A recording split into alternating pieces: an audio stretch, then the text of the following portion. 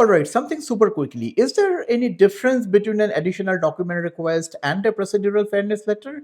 Yes and no.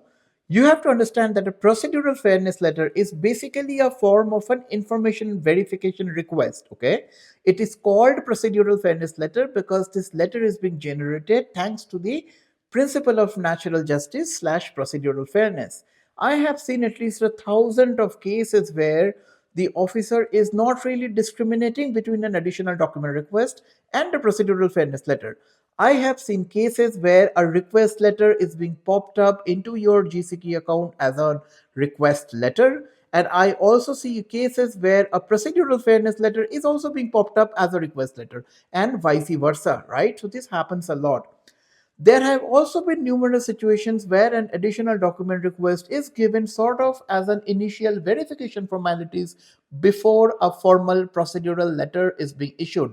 Long story short, if you have received either a request letter, an information request letter, additional document request letter, or a procedural fairness letter, don't go by the terminologies. Okay, always keep in mind that officers have some concerns on your application and consider that as your final step, because even if it's an additional document request, why should you provide it like half-hearted information and await a procedural fairness letter? You don't want that, right?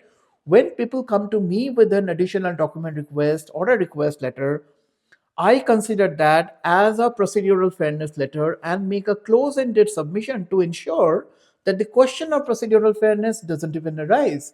And when I have seen thousands of cases, I literally see those cases every single day occurring again and again because of the mistake, because of the lack of understanding, because of the lack of seriousness in taking those ADRs or the document request seriously. And people think, well, it's not a PFL, I'm not going to be banned, etc., etc. Well, you don't want to count your days to receive a PFL, right? If you have received an ADR, take it seriously, make a comprehensive submission, and hopefully the situation of PFL doesn't even arise. Hope this helps. Bye now.